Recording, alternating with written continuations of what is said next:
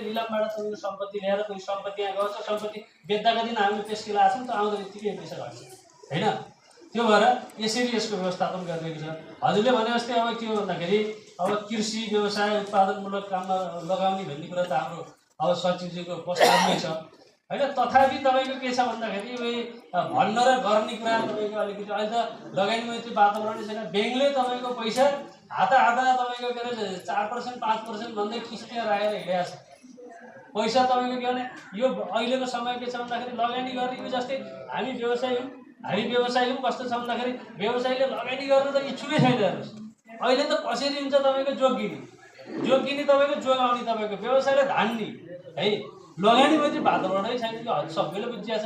अब हामीले पनि तपाईँको त्यो अब देशको परिस्थिति अनुसार हामीले तपाईँको लगानी गर्न नसकेकै हो।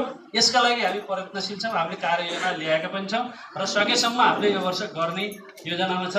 अब सेयर जमानी कर्जाको कुरा छ। सेयर जमानी कर्जा छ, यो जमानी बसेको साथीहरू कहीँ कतैबाट छुट्न पाउँदै पाउनु, यो कुरा क्लियर छ। तपाईँको यहाँ भएका साथीहरूले कसैको जमानी कोही बस्नुभएको छ भने आजैबाट त्यो फाइलको बारेमा हजुरहरू चिन्ता गर्नुहोस् साथीहरू। यो त्यहाँ उपस्थिति गरेर सही गरेर त छुट पाइन्न भनेपछि ऊ त जमानी बसेको पात्र हो क्या है। यो बारेमा मैले तपाईँको के अरे सञ्चालक समितिको मिटिङमा पनि मैले बारम्बार भनिरहेको छु र हाम्रो लेखाका साथीहरूले पनि बारम्बार तपाईँको जमानीलाई गर्नु भएन भनेर उहाँले त्यही कुरालाई पनि इङ्गित गरेर लेख्नुभएको केही पुगेको छैन भनेर के हामीले बारम्बार तपाईँको सञ्चालक समितिको बैठकमा जमानी बसेका साथीहरू तपाईँहरू क्लियर हुनुहोस्, नभए तपाईँको उसको निलामले गर्दाखेरि तपाईँको नपुगेको सम्पत्ति तपाईँबाट हामीले असुल गर्छौँ, तपाईँकै सेयरबाट असुल गर्छौँ भनेर हामीले यो कार्ययोजना ल्याइसकेका छौँ। यो एक्सनमा पनि हाम्रो यही वर्ष आएको छ। यसै गरी तपाईँको अब धितो मूल्याङ्कनको आधार अनि फिल्डमा जाँदाको धितो नपुगेको भन्नुभयो। यो एउटा त्यही त मैले भने दुईवटा अहिलेसम्म हाम्रो तपाईँको यो काम गर्ने क्रममा दुईवटा फाइल तपाईँको त्यस्तो परेको छ धितोले र अहिलेसम्म अरू तपाईँको नर्मल्ली नै छ होइन।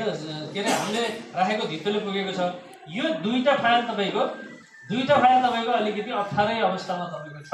यसका बारेमा पनि तपाईँको यो विशेष गरेर रघुगङ्गा सेवा केन्द्रको विषय भएको हुनाले उहीँ गएर तपाईँको आज तर्क सर आउनुभएन होला, त्यो बेलाको तत्कालीन प्रबन्धक ऋण संयोजक तपाईँको कुमारजी है, त्यो बेलाको समितिको तपाईँको त जिम्मेवारी हो, दायित्व त अरू कसैले तपाईँको त्यो गर्नेवाला छैन।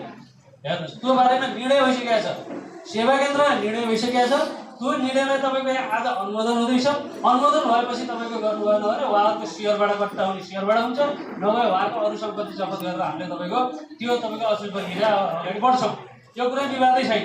अर्को तपाईँको फेरि के अरे एउटा केस श्रेष्ठ भन्नेको मैले अगाडि पढेँ, उनको पनि त्यही केस छ। नाङ्ले ब्याङ्कको धितो छ, उहाँको